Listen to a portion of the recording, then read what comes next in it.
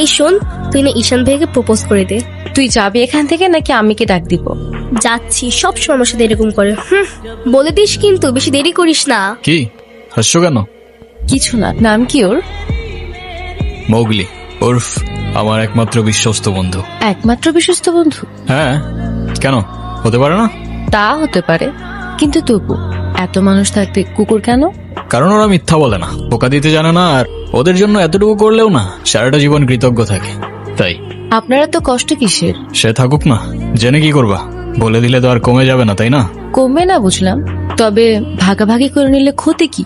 এই না বন্ধু, একটু মিষ্টি মুখ করে নাও।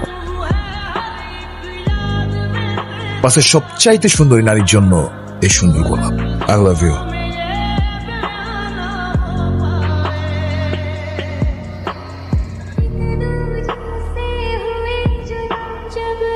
আমি এখানে তোর সাথে ঝামেলা করতে আসিনি। তোর আমার সাথে প্রবলেম থাকলে আমার সাথে সর্ট আউট করবি, আমার ছোট ভাইদের বদার করিস না। চল, তোদের সাথে ঝামেলা করতে আসিস কেন? তুই কি রাস্তার বলা পান যার তার সাথে মারামারি করবি? ভাই আমি কেমনি এমনি ঝগড়া করতে গেছি। কেন ওরা তোর ঘাড়ে উঠা বসছিল?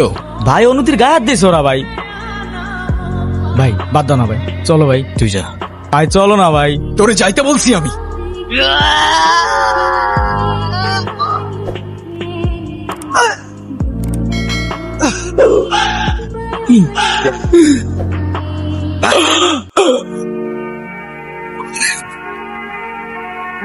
দেখ ভাই, তোর ক্লাব লাগবে তো দিয়ে যা তুই, আমি তোকে কিচ্ছু বলবো না, কিন্তু অনুর থেকে দূরে থাক। ছোট থেকে জীবনে কারোর ভালোবাসা পাই নাই, আমার থেকে কেড়ে নিস না ভাই। আমার লাইফে আমার বাবা মা সবগুলো ভালোবাসাকে আমি হারাই ফেলছি, ও ছাড়া আমার জীবনে এখন